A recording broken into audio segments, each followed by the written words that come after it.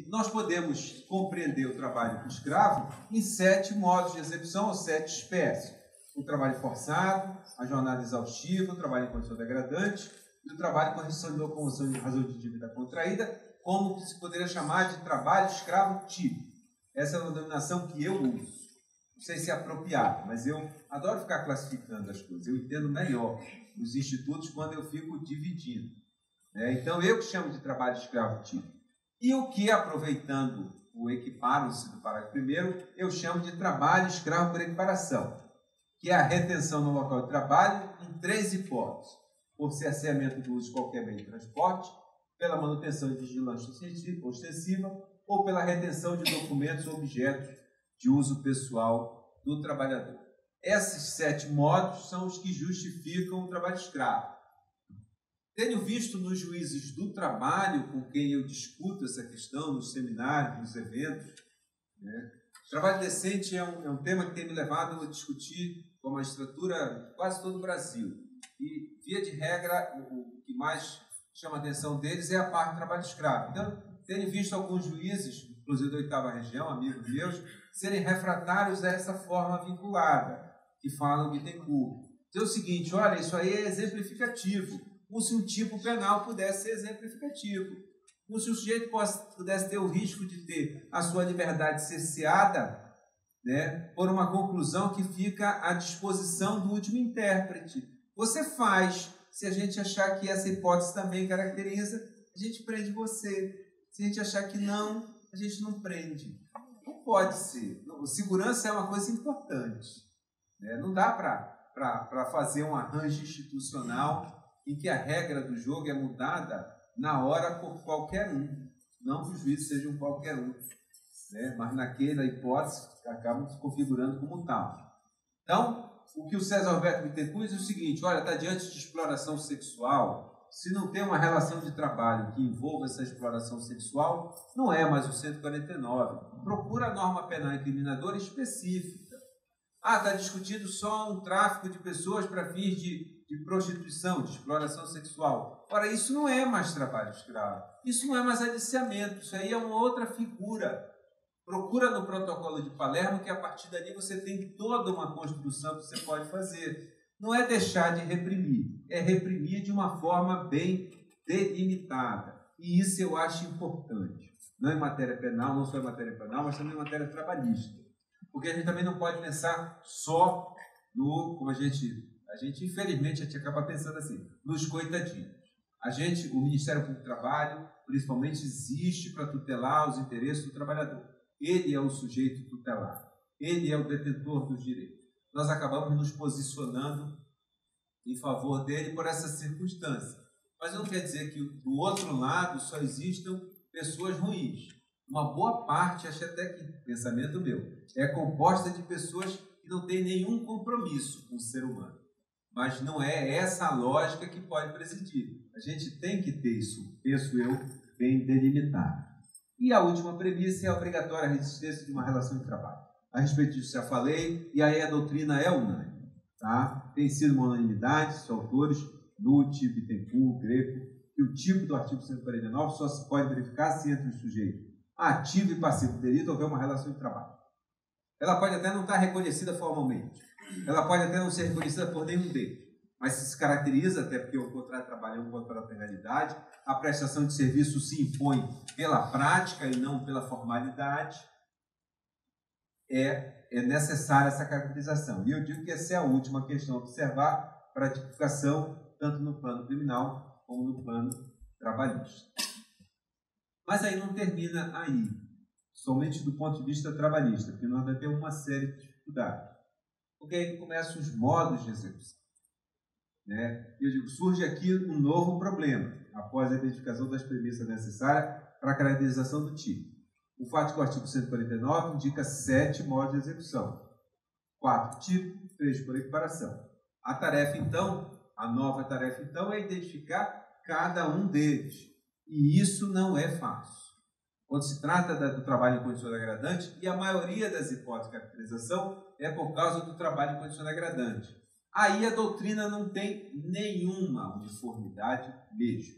E em matéria trabalhista, em matéria penal, pegar os acordos do TRT da 8ª Região, que é um tribunal só, nós temos diversas conclusões a partir dos mesmos fatos, às vezes da mesma turma.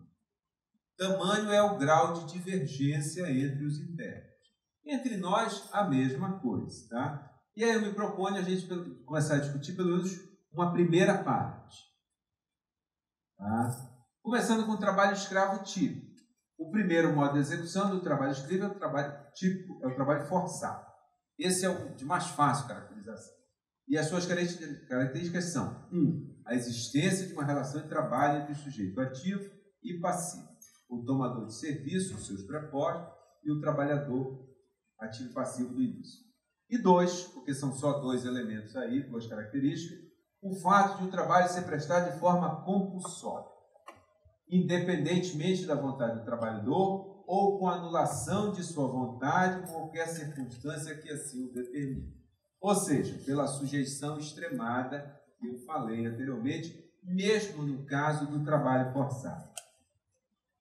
O segundo, e vocês se surpreenderiam, quer dizer, quem participa da CONAET, ano passado foi para o Mato Grosso, eu não fui, mas ano passado fui para o Mato Grosso, para a reunião da CONAET, e acabou se encontrando com o pessoal do GPTEC, que faz um encontro de pesquisadores na área do trabalho escravo, e o Ricardo Rezende e a Dônia Prado, são os 2 professores da UFRJ, lá do Grupo de Prevenção e Erradicação do Trabalho Escravo, lá da UFRJ, da Antropologia.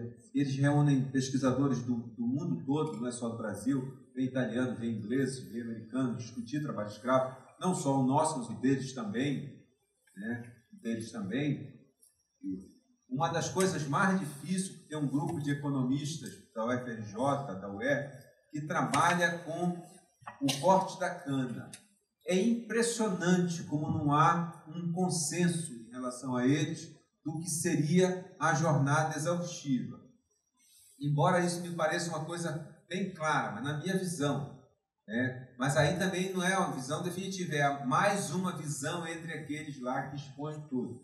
Eu digo o seguinte: o trabalho em jornada exaustiva se caracteriza, 1, pela existência de uma relação de trabalho, isso é básico. 2, o estabelecimento de uma jornada que ultrapasse os limites legais estabelecidos e ou seja capaz de causar prejuízo à saúde física e mental do trabalhador, esgotando. Na segunda edição do Trabalho Decente, eu coloquei isso de uma forma muito mal redigida, eu redigi muito mal, dando a impressão que eu defendia que apenas se ultrapassasse os limites, esgotasse o trabalhador, haveria jornada exaustiva. Então, o sujeito trabalhou menos de 8 horas, ou até 8 horas, e não se esgotou, não é, né? Ou o sujeito trabalhou 4 horas e teve danos à saúde física, mas não ultrapassou os limites, eu posso dizer até que tem um dano responsabilizado civilmente, mas jamais do ponto de vista penal, como se não tivesse ali jornada exaustiva.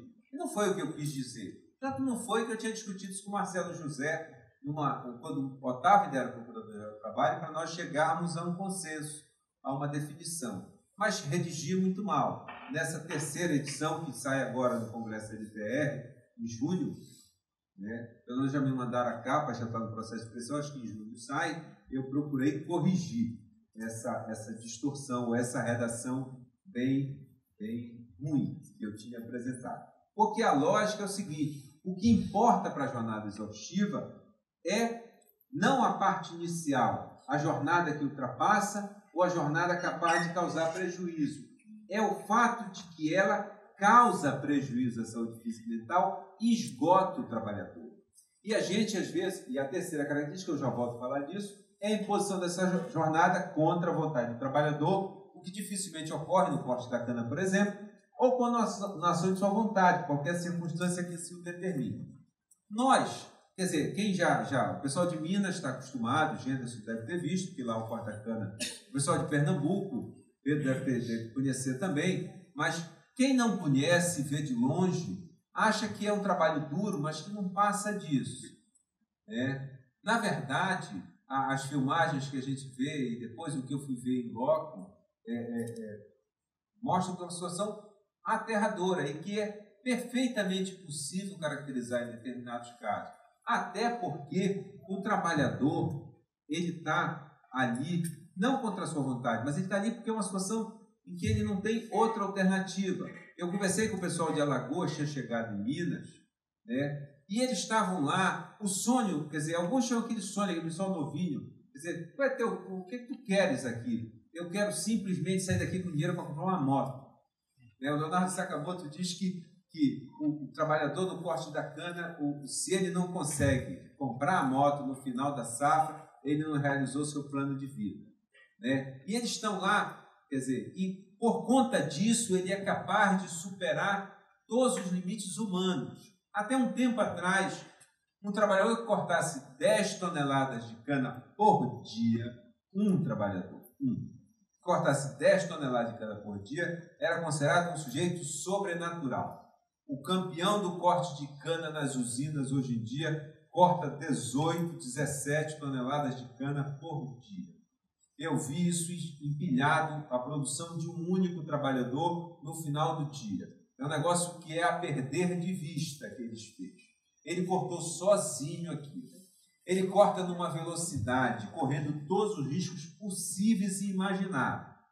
Nas condições mais adversas, porque é um sol que a gente não aguenta ficar. E eu sou da Amazônia, nasci em São Paulo, mas eu me criei em Belém. Eu estou acostumado a receber sol na cabeça. Ele trabalha aquilo com uma roupa de couro toda protegida, um sol escaldante no meio daquela montanha de verde, né, que são as folhas da cana, com uma foice na mão, distribuindo pancada para todo lado. Primeiro que ele tem que cortar rápido, ele tem que cortar com uma precisão impressionante. Se cortar muito embaixo, eles não aceitam. Cortar muito em cima, não aceitam também. Tem um corte certo. Né? E ele faz isso durante 8 horas, porque não faz mais 8 horas por dia.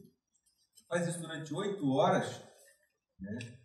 Sabendo que para poder ganhar o prêmio, ou os prêmios secundários que as usinas oferecem, não para o campeão, mas para os vice-campeões, ele precisa cortar pelo menos 15 toneladas naquele dia. E no dia seguinte a mesma coisa. Né? E a única coisa que ele recebe hoje em dia é o que ele chama de gatorade do peão, porque as usinas também se modernizam. No meio da jornada, para todo mundo e eles servem água com sais minerais, igualzinho, com um pouco de carboidrato, claro que caseiro, natural, sei lá se é natural, mas não é como Gatorade, e eles servem aquilo, e o pessoal chama de Gatorade do peão, que é para ele se hidratar, repor os sais minerais e continuar cortando. Eu sei que durante muitos anos eu fiz triatlo, muito sabe, fiz 2 Ironman. Quando terminava o pedal no Ironman, eu que sou moreno, estava completamente branco. Era o sal que tinha saído do meu corpo. E eu fui ver, eles ficam iguaizinhos. Quando a gente tira aquela cobertura que eles estão vestindo, aquela roupa, eles estão totalmente brancos. É o sal que saiu do corpo pelo exercício exaustivo que ele faz. Só que eu fazia isso uma vez por ano porque queria. E eles fazem isso todo dia, durante 7, rezando para que dê 7, 8 meses, para que eles possam receber. Porque nos outros meses eles voltam para a sua terra e não têm trabalho. Por isso que eles estão sujeitos. Quando começa a safra, você está doido, porque ele já está 5 meses sem ganhar dinheiro. Ele volta para lá porque ele não tem outra alternativa. Ora, nesse caso, eles vão consumindo a sua saúde e, portanto, vão sendo instrumentalizados claramente. É aí que está a redução do indivíduo da condição análoga de escravo. Então, não é só o amazônida ou o nordestino que vai ser escravizado no Pará e no norte do Mato Grosso. Tá? Nós temos muito mais perto dos grandes centros situações que justificam uma olhada diferente. Né? É claro que não é nas mesmas condições, mas em alguns casos nós temos usinas submetendo, sim, trabalhadores à condição análoga de escravo. Embora essa não seja a conclusão mais fácil. Como eu disse para vocês, essa é a questão onde tem mais controvérsia no grupo dentro do GPTEC. A maioria do pessoal da economia do trabalho, da antropologia do trabalho, acredita que isso é um trabalho ruim, deveria ser mecanizado e dirigir esse pessoal, essa força de trabalho para outro lugar, mas que não necessariamente caracteriza o trabalho escravo. Tá? Talvez seja dos modos o mais difícil de caracterização. O terceiro modo é o trabalho em condições degradantes. Esse eu defini, botei característica de forma singela, mas ele é mais difícil de caracterizar que o anterior. A existência de uma relação de trabalho. O 3, a imposição das condições contra a vontade do trabalhador, por anulação da sua vontade, qualquer circunstância que determine. O problema aí está na característica 2, que é a negação das condições mínimas de trabalho a varar ao trabalhador uma coisa ou a um bem. Isso é que é difícil. Saber em que momento eu retirei daquele sujeito, ou eu passei a não ver aquele sujeito mais como um ser humano e passei a vê-lo como uma coisa. Adriane, estou aqui na PGP, convocada. Zé Cláudio, quando você fala sobre isso, eu identifico duas situações que chamam bastante a minha atenção. Primeira situação diz respeito àqueles trabalhadores que têm um período de horas letivo extenso, trabalhadores que às vezes têm 2 horas, 1 hora e meia de ida e outra hora e meia de volta depois da jornada de trabalho deles. Que faz com que eles praticamente não tenham vida privada, praticamente não consigam descansar, e a saúde dentro desse contexto, ela desaparece. A segunda situação também que me vem à mente diz respeito aos motoristas de caminhão. Recentemente eu vi um processo onde tinha um motorista de caminhão que tinha uma indenização pela morte dele. E o que tinha acontecido com esse motorista? Ele tinha levado uma carga, entregou essa carga à empresa e conseguiu descansar umas 4, 5 horas. A empresa o convocou novamente, ele foi, fez a segunda carga. Quando ele chegou em casa, ele estava descansando, fazia 3 horas, a empresa convocou novamente, ele foi para a estrada e morreu no seguinte. Então, claro, tem a lei, né, hoje a gente sabe, mas essa questão não poderia também ser caracterizada como uma situação de trabalho escravo ou trabalho degradante, porque são situações sérias. Na primeira hipótese, ainda eu fico bastante incomodada quando eu percebo que o TST ele tem reconhecido que, embora a jornada tenha 1 hora e meia, é possível a negociação e pagamento dessas horas em 20 minutos. Em 20 minutos. Eles não têm critérios. Se tentou estabelecer um critério mínimo dessas horas em para pagamento, que seja, então, 50% do período médio, mas prevaleceu o ponto de vista de que, mediante negociação, não há nenhum limite mínimo para isso. Então, nessa hipótese, me lembra se não poderíamos pensar em trazer essa discussão como se fosse um trabalho degradante ou funcional do Estado.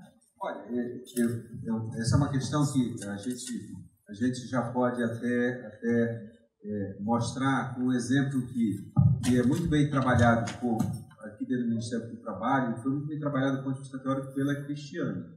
No livro dela, é imperdoável não lembrar o título, mas eu nem sempre consigo lembrar mais de tudo, mas a Cristiane trabalhou. Quando ela trabalhou com a questão do trabalho escravo urbano, que era uma coisa que não se reconhecia e que depois passou a ser considerada uma coisa absolutamente natural. Não o trabalho, mas o reconhecimento de que ali havia um ilícito que ultrapassava as meras irregularidades trabalhistas, ainda que graves. Quer dizer, quando a gente via aqueles trabalhadores, bolivianos principalmente, explorados de início por empreendedores coreanos, hoje em dia explorados também por empreendedores bolivianos, porque aí o egoísmo humano, por isso que eu gosto do Rawls. O Rawls olha para o ser humano que é o ser humano de verdade, né? Bolivianos que fazem isso. Aliás, um outro exemplo que eu me lembrei agora, por isso que eu sorri. Eu entrei com no processo temporário do Estado do Pará, eu fiz uma ação afirmativa para indígenas. Qual era? Eu criei uma licenciatura na Universidade do Estado do Pará e eu pedi que criasse e assinasse o termo de conjunto de ajuste de conduta comigo, o pessoal do MPF, com o Procurador Regional de Direito do Cidadão, lá, que era o Alain Rogério, substituído do Felício Ponte, que é um procurador bem conhecido por causa de Belo Monte, por causa da defesa que ele faz dos povos indígenas. Criamos, e para todas as etnias. Era uma forma de resolver o problema da educação indígena. E era uma coisa meio estranha, porque era um procurador do trabalho dizendo: eu não quero que esses temporários saiam. Deixa eles aí enquanto não tiver professor indígena que possa oferecer educação indígena de qualidade nas aldeias. nas escolas das aldeias. Ah, mas vai demorar 8 anos, paciência, coloca a temporária aí até conseguir dar a formação em dia. Sentei com o MPF, que é quem realmente tem a titularidade disso, por conta do texto constitucional, isso está claro, né? Não dá para também ignorar, dizer, isso aqui é matéria, não, vamos chamar até para essa questão. E aí o que eu queria era evitar alguns problemas que aconteciam em todas as comunidades. Embora eu tenha me focado em 3 específicos, os Tembé, os Gaviões, KTG para KTG, e os Gaviões, os KTG, os KTG, os 2 com aldeia distinta, numa reserva chamada Mãe Maria, em Bom Jesus do Tocantins, no sudeste do Pará. Os que KTG já estavam há 5 anos estudando a 4ª série, porque não tinha professor para lecionar a 5ª série, então todo mundo estava na 4ª série. Ia chegar um momento em que não ia ter mais ninguém na primeira, na segunda, todo mundo estava na 4ª, porque já era o 5º ano. Aliás, ainda ficaram mais 2 anos na 4ª série. Agora eles conseguiram avançar e fizeram a 5ª e a 6ª série. Mas aí eu fiz um acordo para todas as etnias e não só para essas 3. E aí a UEPA, eu saí, a UEPA descumpriu, só fez para KTG, KTG, Tembé e Suruí. Não sei nem onde entraram os Suruí. Mas esqueceu o Munduruku, Xicrim, Caiapó, são quase 60 etnias no estado do Pará. E eu fui outro dia falar nisso e baixei a lenha, né? Disse, olha, isso é um absurdo, a UEPA descumpriu. E aí um Tembé virou na hora da fala dele, e no momento, quando a gente tem seminário com os indígenas, existem os palestrantes, mas o indígena não vai lá para falar 2 minutos, não. Ele vai lá para falar, quando ele vai fazer pergunta ou comentar, o tempo que ele quiser. Porque essa é a maneira como eles dialogam entre si. Né? Então, eles respeitam a autoridade, mas eles trabalham com a lógica de que todo mundo tem voz na comunidade e ele ali se sente como se fizesse parte de uma comunidade. E no final ele disse assim, eu quero dizer que a professora Marília fez muito bem, a reitora da UEPA, porque... Aí eu peguei a palavra e disse, ela, ele chama Alain Tembé, eu disse, ela, mas nesse caso porque tu és Tembé, porque se tu fosses Caiapó, tu não estava aqui enaltecendo. Para vocês o curso está muito bom, para os KTG, para os KTG e para os Suruí. Mas para as outras etnias não está nem um pouco bom, porque não tem. É mais ou menos essa lógica, né? A gente vê e não consegue imaginar. Quer dizer, quando nós estávamos combatendo lá aquelas confecções coreanas, e um dia o pessoal de São Paulo descobre, né, que não são mais só coreanos, que os bolivianos já estão explorando os seus conterrâneos, os seus irmãos. Né? E naquela lógica, por isso que eu sorri, porque eu me lembrei como isso é comum. Pois bem, Adriana, desculpa ter desviado completamente do assunto. Eu acho que desde que essas características possam, em qualquer circunstância, no caso anterior, ser identificadas, nós estamos diante do trabalho de jornada exaustiva. Eu confesso que eu não conheço essas situações a ponto. Eu acompanhei, antes da minha aposentadoria, antes da minha parada cardíaca, um pouco a discussão da questão dos caminhoneiros. Eu lembro que estava iniciando o Ministério Público na lista de membros, né? Mas essa é uma lista restrita aos membros da ativa. Eu não participo mais, então eu não acompanho. De vez em quando eu encontro um colega aí, são meus amigos, pessoal do Pará, Sandoval, Rafael, Roberto Ruth, são os que eu mais encontro, e aí até me contam o que está acontecendo. Mas eu acho que se eu puder caracterizar, não é a atividade em si, é o modo como a prestação de serviço ocorre. E pode ocorrer em qualquer hipótese. Eu exemplifiquei o corte da cana porque é o que eu mais conheço. Conheço porque primeiro eu li muito, depois eu fui ver como era. Eu, circunstancialmente, fui ver a situação e vi que era até pior. E quando a gente lê, a gente tem a tendência de deixar isso um pouco mais suave, a gente lê sentado no ar-condicionado. Beleza, a gente vê o ar-condicionado, está torrando. Então, no ar-condicionado, o sujeito está lá, levanta e cansou, ele cansou de ler 2 páginas, ele fecha, vai ver televisão. Diferente da gente ver lá o sujeito durante 8 horas manejando aquela foice. Fica cansado só no primeiro minuto, cansado de olhar. Imagina eles que estão fazendo. Então, eu acredito que é perfeitamente possível. E, claro, isso tem repercussões importantes. Primeiro, porque em casos desse tipo, eu acho que tem que aumentar drasticamente a atuação repressiva. E 2, tem que ampliar isso para a esfera da intervenção penal, se for o caso de ampliar para a esfera da intervenção penal. Eu não sou um defensor do Ministério Público somente repressivo, mas eu sou alguém que diz o seguinte: eu vejo essa instituição como uma instituição que, para fazer a defesa desses valores, foi concebida para atuar repressivamente. A atuação propositiva é bem-vinda, mas ela não se esgota aí. É o que eu vou falar aqui na proteção do trabalho da criança e do adolescente, proteção do trabalho da criança, proteção do trabalho do adolescente. Na minha experiência prática, em certos casos, eu acho, não estou dizendo no trabalho nacional da coordenadoria, mas nos casos específicos eu achei que se deu muita moleza. Talvez avançar e agredir um pouco mais fosse importante. Eu nunca tive nenhum problema, dor de consciência, de acionar judicialmente alguém com todo o rigor possível, apenas porque aquilo parecia despropositado, uma vez que ninguém era processado. E é verdade, mas esse vai. Mas eu sempre olhei o meu trabalho, acho que era uma forma de eu não me desesperar. Eu sempre olhei o meu trabalho como um processo de construção. Primeiro, para eu não achar que aquilo era interminável, porque aquilo me dava uma angústia muito grande. Terminar de fazer uma apuração, um relatório muito bem feito, a gente se sente muito bem.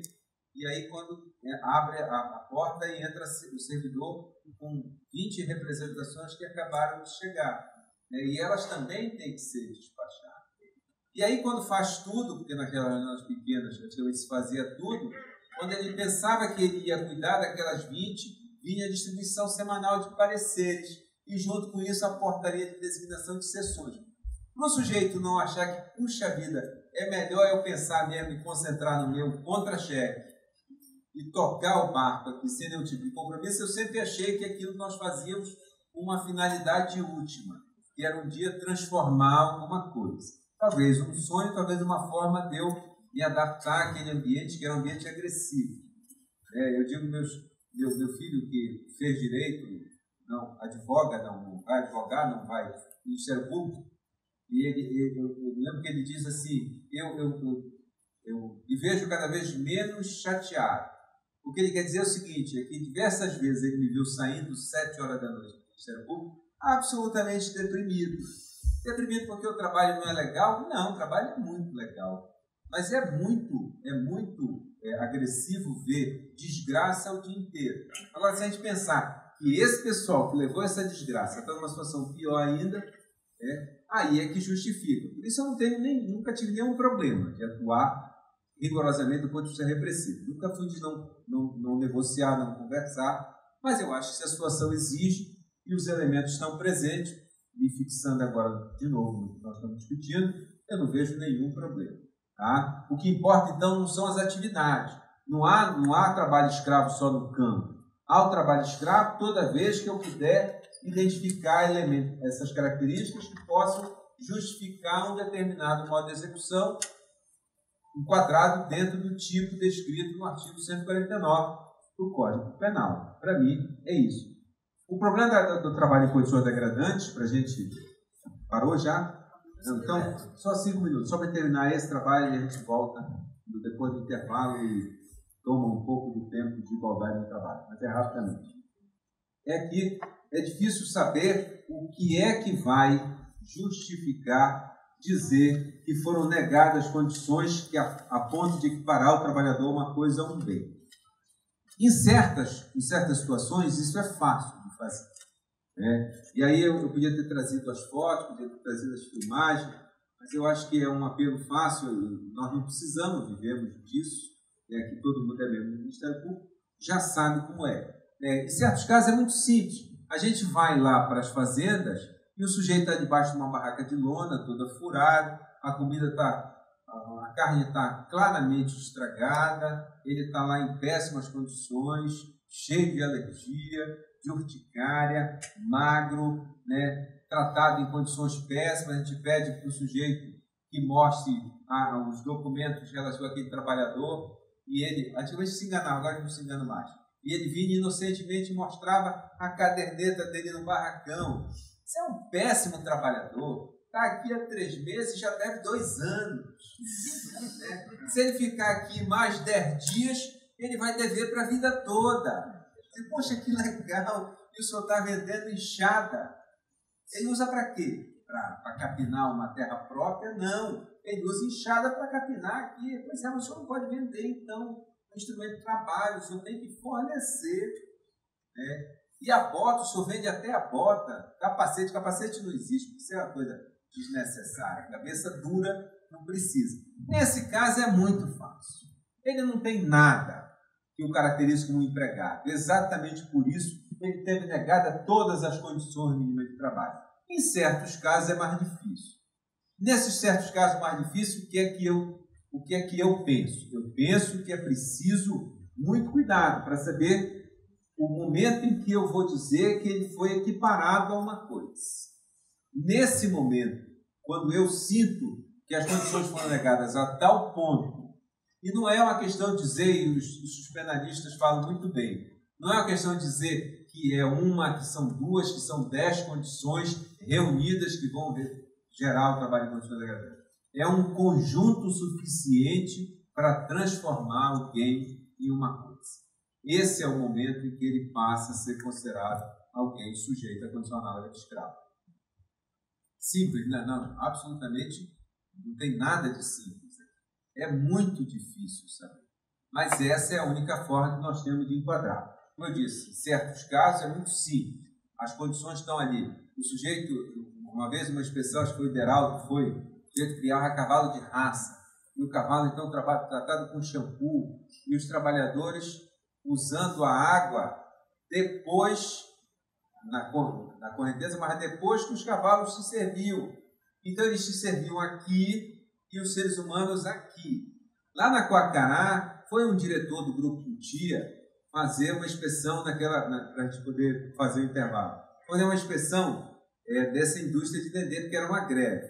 E ele disse assim, os trabalhadores aqui vivem bem, eles têm um alojamento, né, coberto com telhas brasilite ou qualquer coisa desse tipo.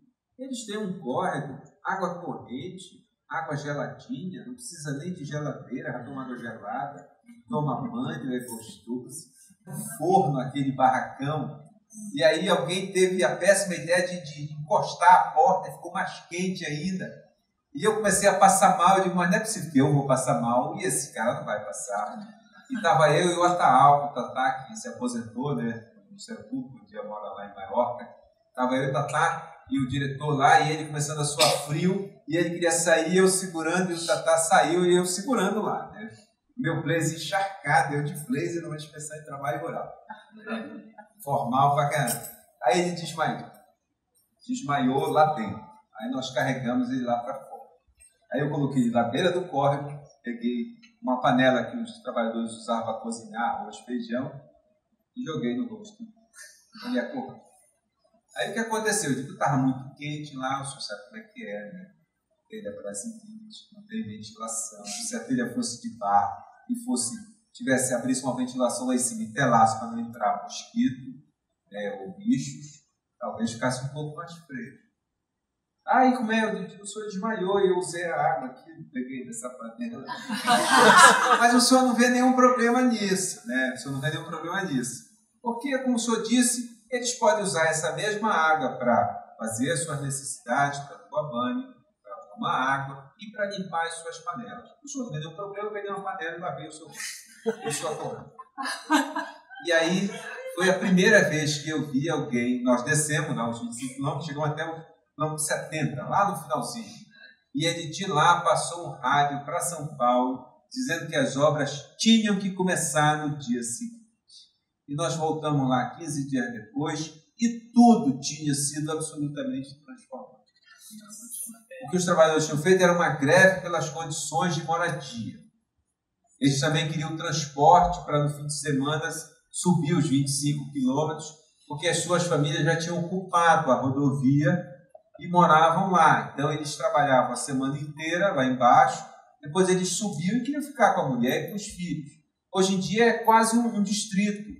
Quem passa na frente desse empreendimento lá no Acará, na estrada do Moju Acará, já encontra quase que uma cidade, porque foram ocupando e agora é uma cidade. Tem venda, tem escola, tem tudo. Mas era só um agrupamento de casebres, que as famílias foram morar e ele subiu. Eles queriam transporte. Como a empresa Cinetic precisava dar transporte e as condições eram muito duras, eles tinham entrado em greve. E aí resolveu dessa maneira. Resolveu dessa maneira. É uma questão de saber, em certos casos, o que é que pode justificar ou não essas péssimas condições de trabalho.